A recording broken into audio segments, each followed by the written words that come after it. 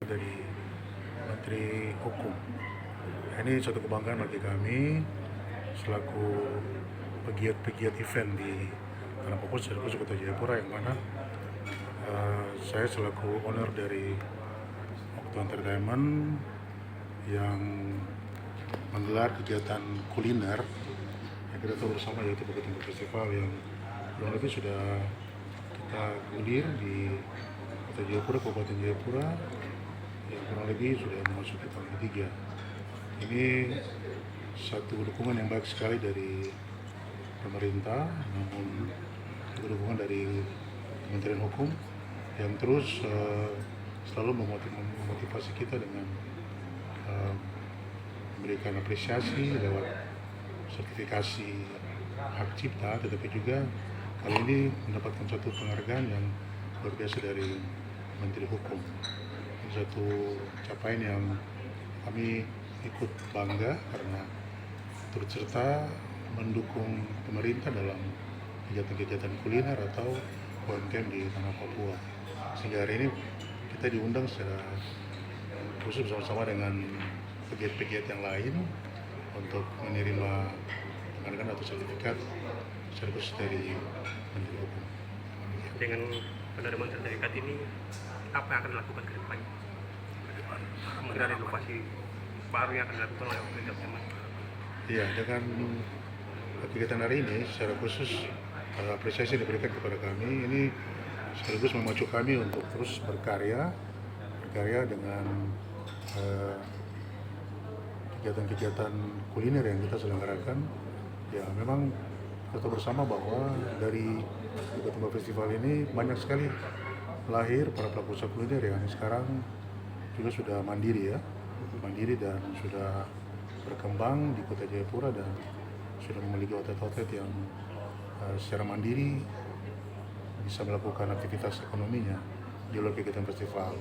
Ya, kami secara penyelenggara event juga berterima kasih dan rasa bahwa ada sesuatu yang kami lakukan dan juga memacu para pelaku usaha kuliner, sehingga sekarang banyak sekali kita lihat di Kota Jayapura, di berbagai sudut Kota Jayapura, banyak sekali para pelaku usaha kuliner yang bangkit, bertumbuh dan banyak menjajakan.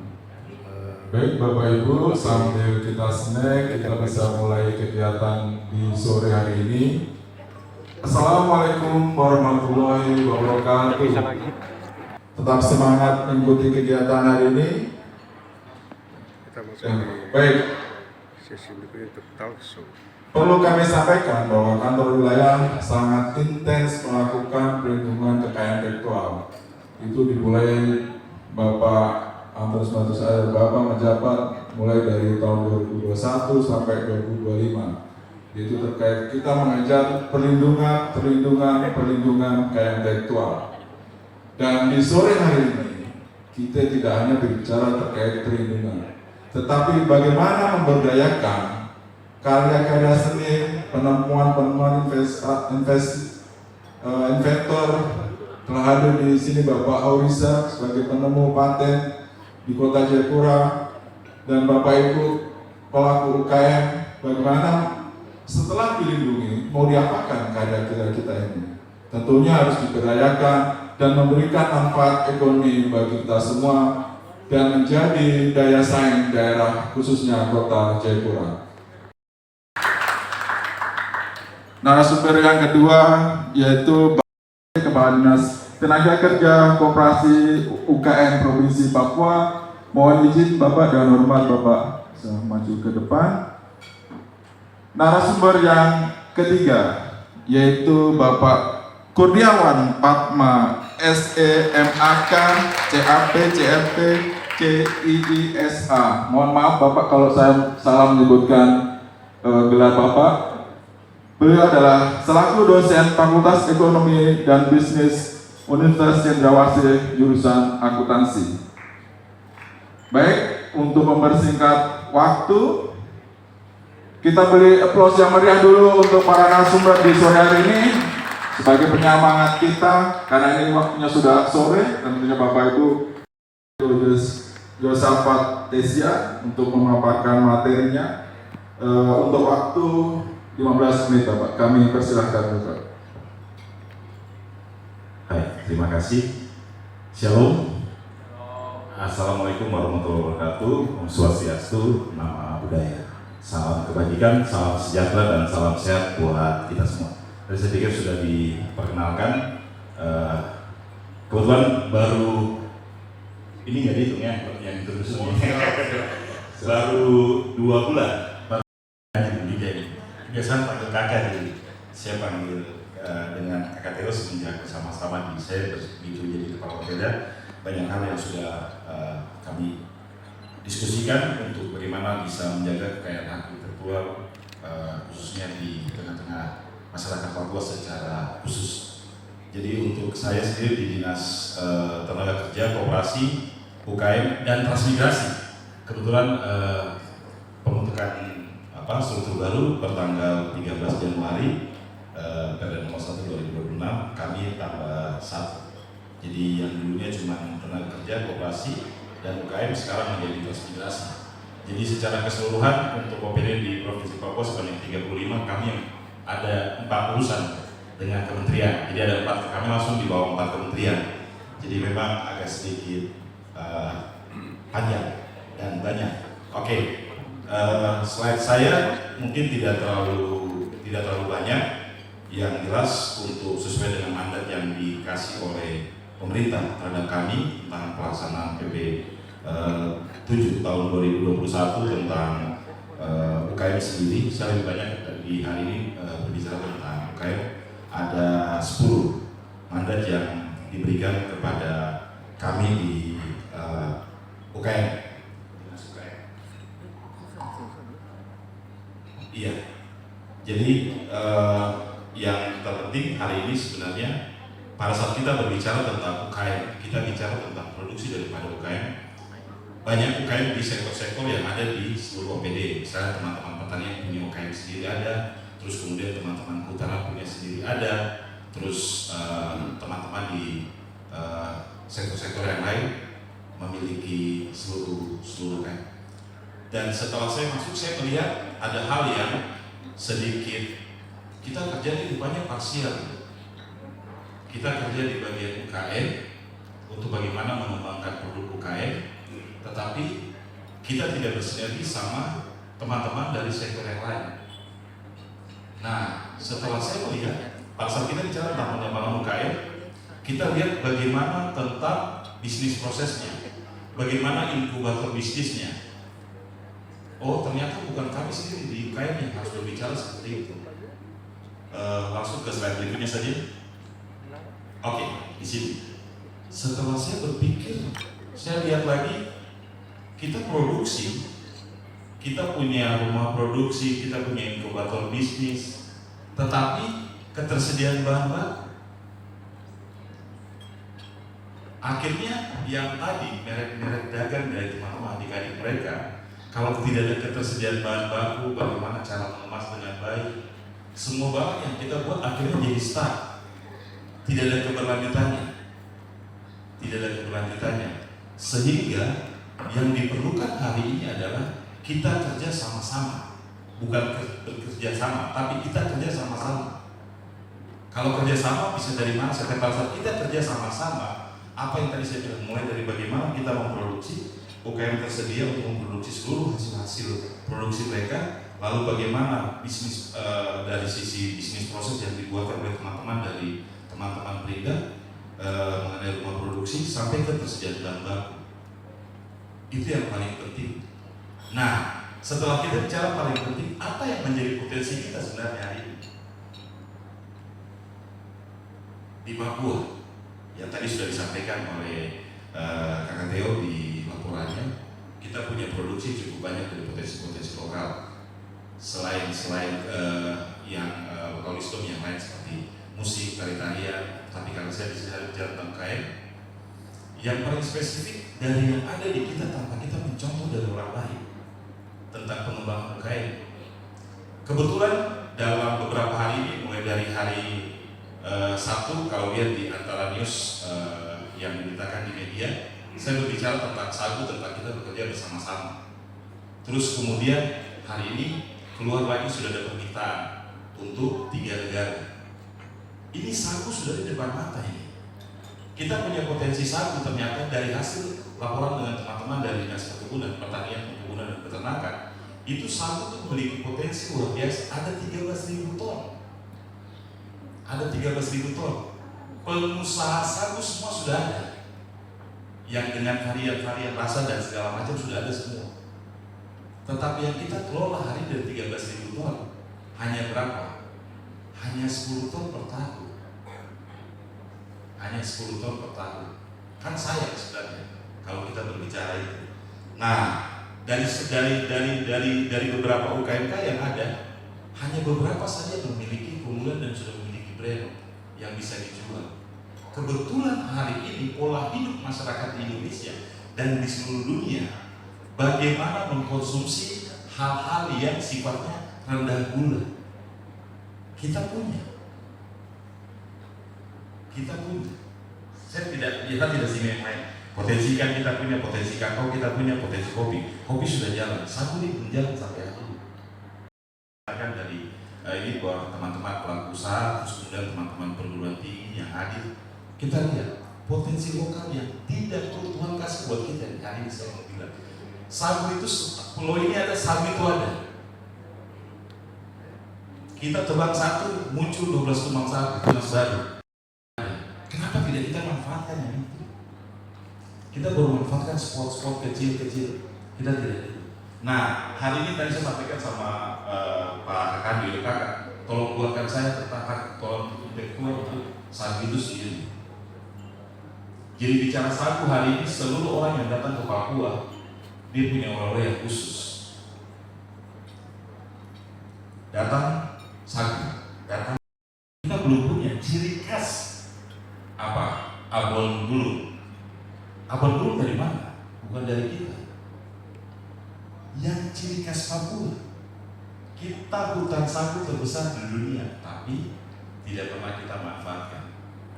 Dengan teman-teman Baku Timba untuk hadir seluruh KMK dengan bahan baku dari sagu. Seluruhnya semuanya dari sagu. Mau minumannya, mau makanannya dengan varian dengan apa saja, semuanya dari sagu. Kita buatkan satu waktu tertentu. Karena kita punya produk yang sangat bermanfaat untuk sekarang pola hidup. Kita baru dengan 10 ton sudah ada 3 permintaan dari negara China dan Australia ditambah Jepang. Tapi tadi hanya pada sektor UKM pada produksinya. Bagaimana tata cara pengemasan dan sebagainya kita sampaikan, terus kemudian ketersediaan bahan baru kita petakan. Ending dari semua yang tadi saya sampaikan sebenarnya kalau saya berbicara sagu, saya memberikan target kemarin waktu saya presentasi di Bapak Gubernur. Di 2029 masa akhir periode kepemimpinan Bapak Gubernur, saya bisa bikin zero kemiskinan di seluruh kawasan sagu yang ada di Papua. Karena langsung bersentuhan sama masyarakat. Kita kelola bukan sifatnya industri, tapi bagaimana home industri, sehingga petani sagu langsung mendapatkan akses manfaat. Itu yang paling penting. Itu yang paling penting hari ini. Minta maaf tadi bicara UKM, saya lagi coba untuk bagaimana bersama-sama dengan teman-teman kebetulan hadir dari perguruan tinggi ini. Kita lihat mana momen yang tepat kita bicara sagu, dari pengembangan dari mulai hulu sampai ke hilir. Orang bicara hilirisasi hari ini. Ini berkat depan mata. Tuhan menganugerahkan untuk seluruh orang Papua ini sagu. Kenapa tidak kita manfaatkan itu? Jadi dengan teman-teman hari ini kita coba untuk bagaimana dengan kerja bersama-sama mulai dari hilir sampai dari hulu sampai ke hilir, supaya kontinuitas sagu dan seluruh asas manfaat yang diterima itu langsung kepada masyarakat. Hari ini kita bicara UKM, tadi saya bicara masyarakat secara keseluruhan bukan apapun yang sagu. Tapi kalau kita bicara UKM, kita bicara bagaimana akar rumput masyarakat asli, masyarakat kecil yang mengelola itu UKM. Data 2025 tentang kemiskinan terbuka di Provinsi Papua ada 32.000 orang miskin.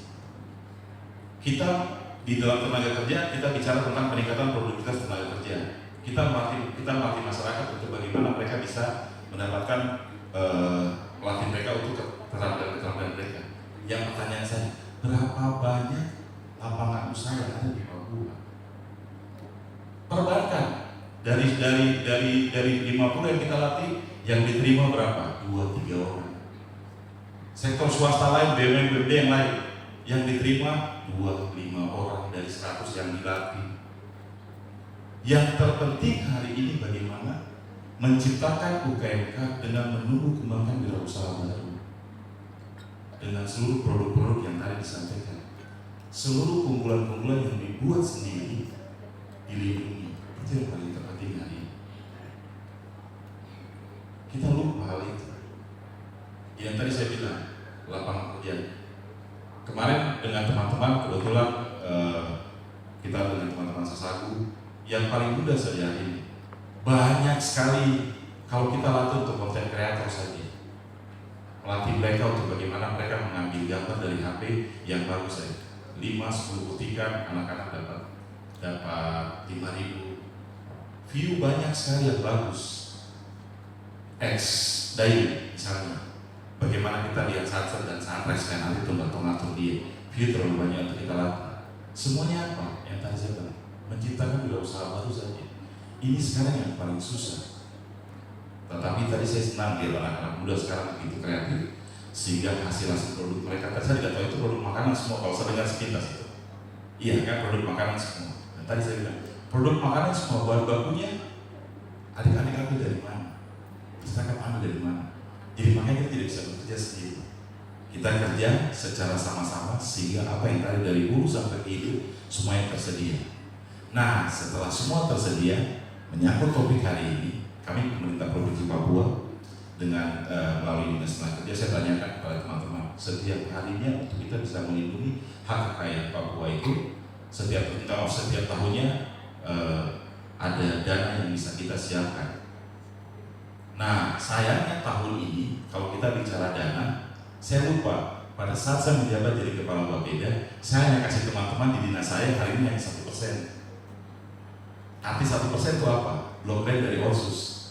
Tetapi yang menyangkut tentang pemberdayaan ekonomi dengan langsung berhadapan langsung menerima manfaat adalah masyarakat Papua 1,25. Saya bilang teman-teman saya minta maaf. Kemarin saya kasih cuma 1%, harusnya saya kasih 1,25 supaya bisa lebih banyak hak intelektual bisa dibuatkan.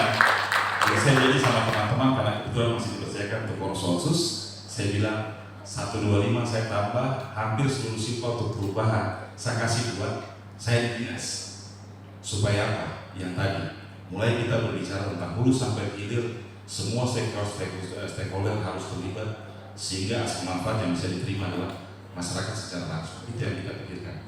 Di Merapi, karena saya pernah sampai di sana karena kebetulan waktu 2014 kami seleksi di 34 provinsi. Kebetulan bicara tentang produk inovasi unggulan masing-masing daerah, saya 15 dari 34, 15 yang terpilih untuk mewakili Indonesia di Jerman, saya bawakan tentang produk sagu.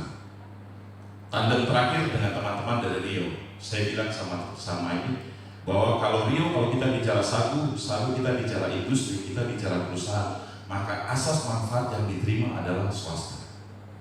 Maka investasi yang akan diterima oleh pemilik saham, pemilik modal, masyarakat petani kita seperti sapi perah. Dalam tanda petik kita hanya mengambil hasilnya, masyarakat nanti setelah dapat value added nilai tambah yang terima adalah swasta. Yang untuk Papua harus asas manfaatnya diterima langsung oleh masyarakat.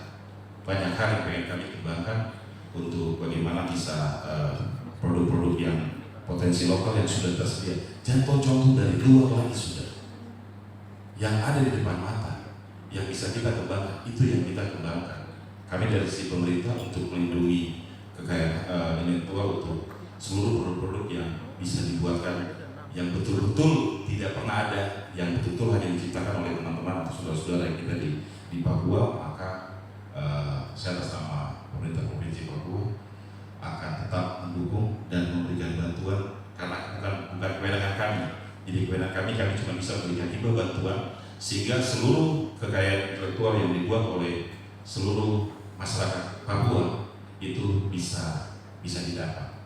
Sekali lagi dari kami UKMK, khususnya untuk UKMK yang tadi saya bilang Tidak bisa kita kerja sendiri-sendiri. Tadi seluruh sektor-sektor harus terlibat sampai kepada masyarakat penerima manfaat. Karena kalau saya bicara sagu hari ini, jangankan mati, limbah sagu pun berfungsi. Limbah sagu itu berfungsi. Briket hari ini kita ambil dari mana? Kita masih ambil dari luar. Kenapa tuh tidak pakai briket yang dari limbah sagu? Lalu kita buat proteksi kebijakan bahwa seluruh rumah makan yang menyajikan ikan dengan bakar, semua saja yang bakar-bakar itu pakai briket dari briket sagu. Kan sebenarnya selesai. Semuanya berfungsi. Maka kebijakan pemerintah untuk bagaimana membuat Papua cerah hari ini kalau betul-betul sama-sama kita bisa tuh tadi terkait saya minta untuk satu waktu kita bisa buat tentang kayak tentang sagu, sehingga apapun yang orang bicara tentang sagu bahwa itu Papua punya, bukan yang lain-lain. Mungkin itu saja yang bisa saya sampaikan. Kurang lebihnya saya mohon maaf karena saya cuma bicara dari sisi UKM. Banyak hal yang tadi saya ada 4 kementerian sampai transmigrasi hanya 4 kawasan yang kami kembangkan dan segala macam. Tetapi hari ini saya cuma bicara tentang UKM dan saya memberikan contoh untuk sagu. Tetapi kalau ada produk-produk yang lain, kita sampai ke Swiss, kita sampai ke Belanda, ada coklat dan segala macam. Coklat dari mana? Lu tidak punya kebun coklat ada di sini. Kebun kakao ada di sini. Tapi yang dapat nama siapa? Cadbury, Swiss, Belgia, Belanda. Lah, ini kebun ada di sini, betul pakai tol tidak mau pakai kebun yang ada. Tadi karena kita masih bekerja sendiri-sendiri.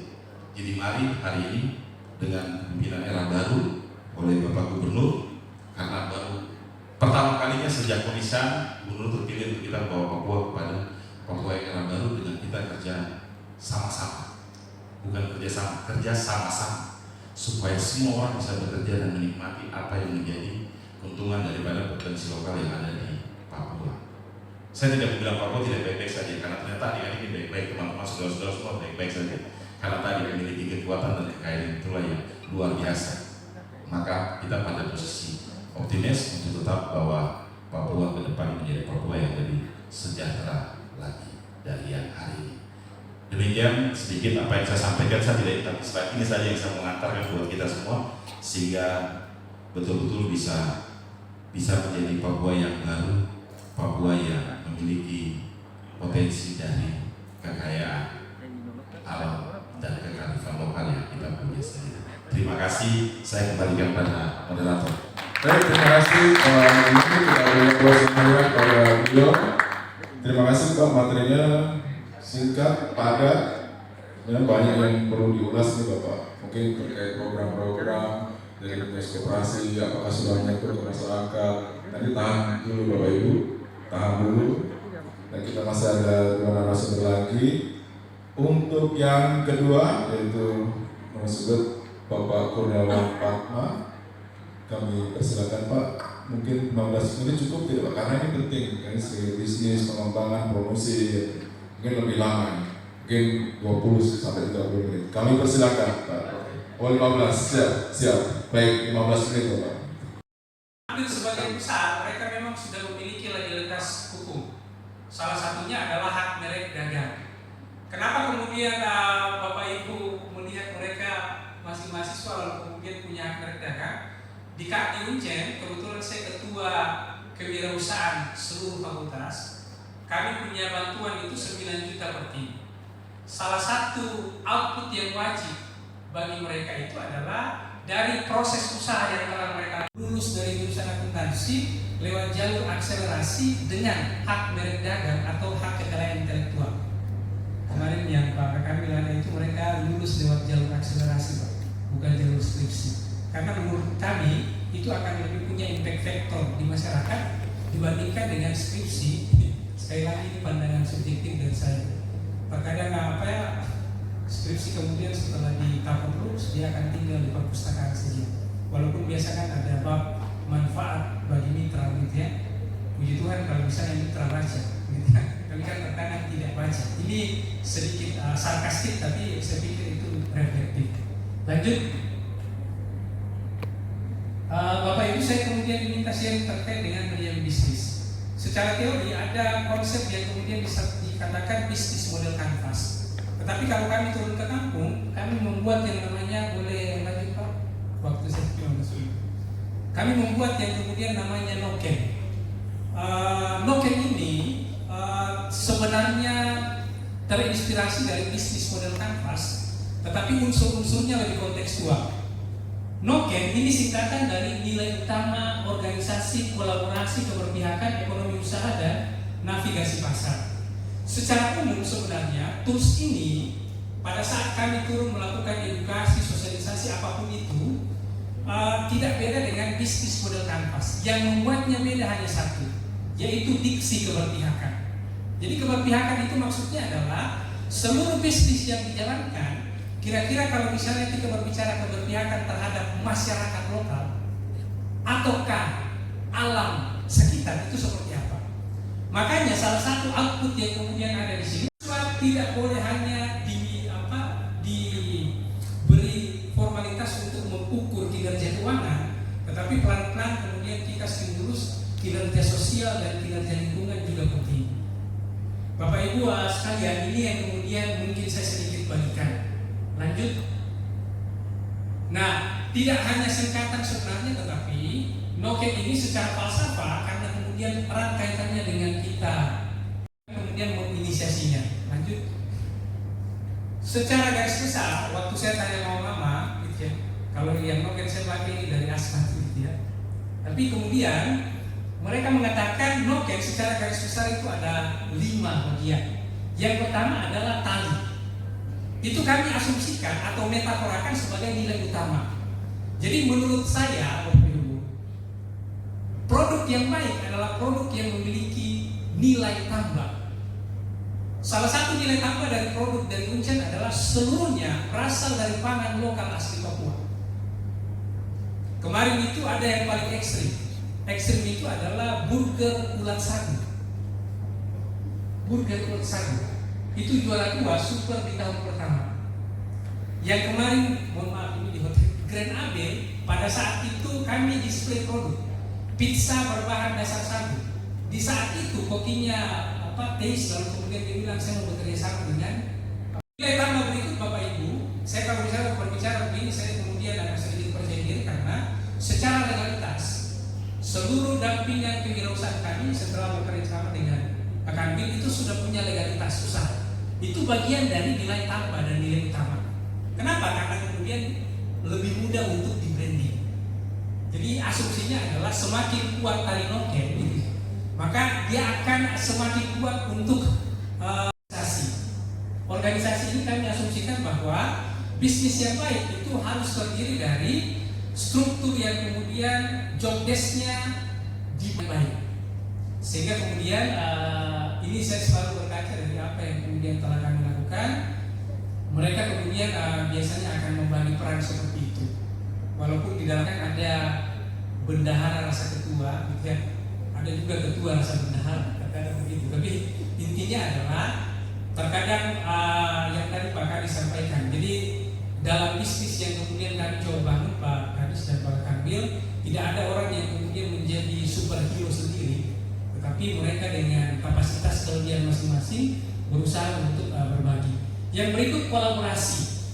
Yang berikut itu kolaborasi artinya bahwa berkolaborasi dengan siapapun. Saya wajibkan mereka untuk kemudian berkolaborasi dengan pelaku usaha orang asli Papua.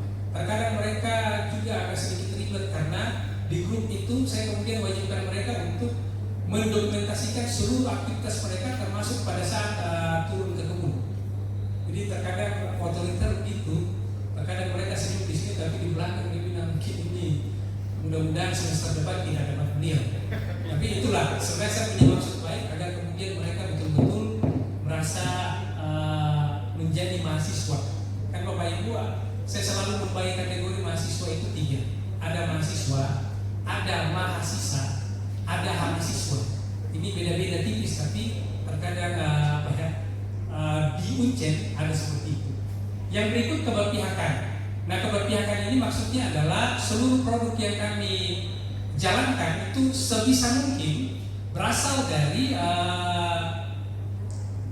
produk yang dihasilkan oleh masyarakat lokal, seperti itu. Termasuk sebenarnya adalah seluruh program yang kami jalankan. Kami tahun ini KKN-nya khusus turun ke 2, Bungkam dan Buma. Papua, di Papua kan hanya ada 2 Buma, badan usaha milik masyarakat adat. Satu di Namblong, satunya di Maret, Provinsi Papua Barat Daya.